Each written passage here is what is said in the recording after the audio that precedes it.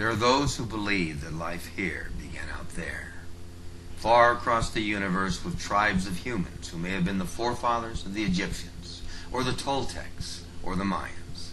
Some believe that there may yet be brothers of man who even now fight to survive somewhere across the heavens. In 1978, these words, spoken by actor Patrick Macnee, ushered audiences worldwide to the birth of a new science fiction franchise, Glenn Larson's Battlestar Galactica. Glenn Larson began his career as a member of the Four Preps musical group, but turned to television in the late 1960s, submitting freelance scripts and landing a writing gig for It Takes a Thief. When producer Gene Coon had to spend more and more time with Season 3 of Star Trek, Larson took on additional responsibilities and learned what it took to produce television shows. Throughout the 1970s and 1980s, he was involved as creator, producer, and writer of many television series, including McCloud, Quincy M.E., The Hardy Boys, Nancy Drew Mysteries, Magnum P.I., and The Fall Guy. But of all of these, Larson is best known for Galactica. Larson first began toying with the concept in the late 1960s under a project known as Adam's Ark.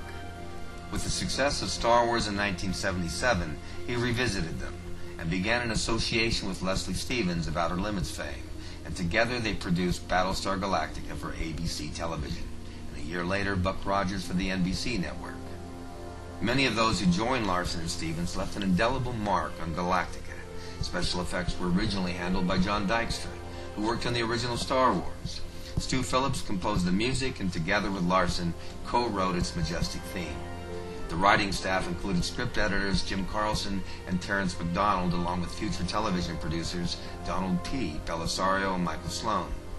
Battlestar Galactica was influenced by many sources, including the Bible, the Chariots of the Gods books, and other motifs from the ancient world.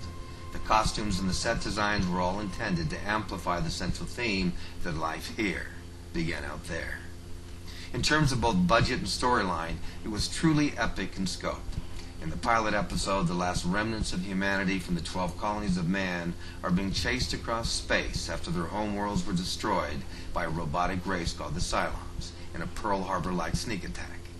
They headed out into space in a ragtag fleet of spaceships led by a warship called Battlestar Galactica as they searched for the promise of a new home, a shining planet known as Earth.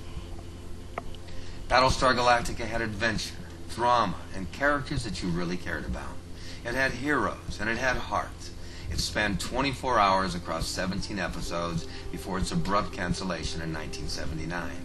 But its journey didn't end there with a short-lived spin-off called Galactica 1980 and success in syndication and reruns. It continued to live on in books and comics and fan fiction and many other forms with a fan base that continues to grow and be active today.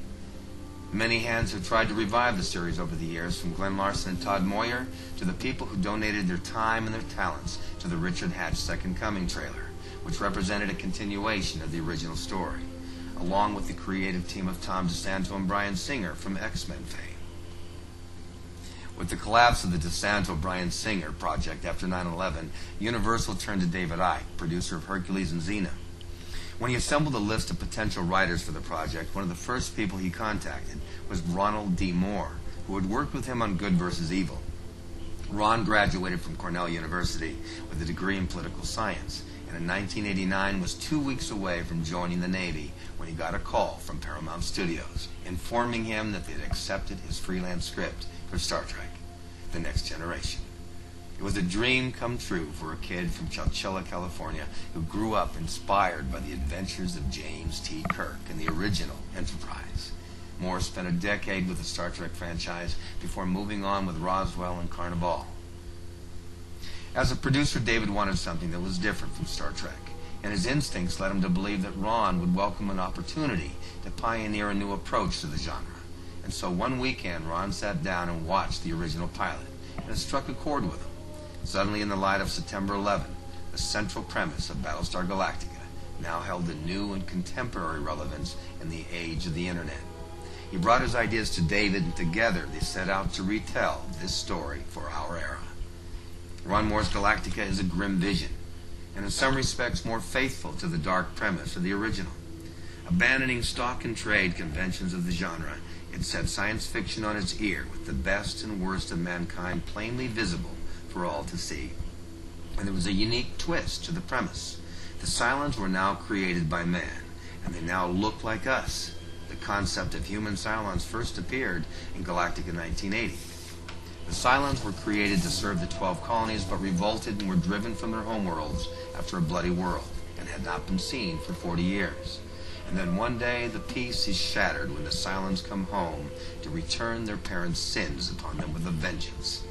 In a surprise attack that destroyed all but a handful of humans, 50,000 survivors headed out into space in assorted space vehicles, led by a warship that was about to be decommissioned and a commander that was about to retire. With no allies and no hope, they began a lonely quest for a world known only to them through their ancient scriptures.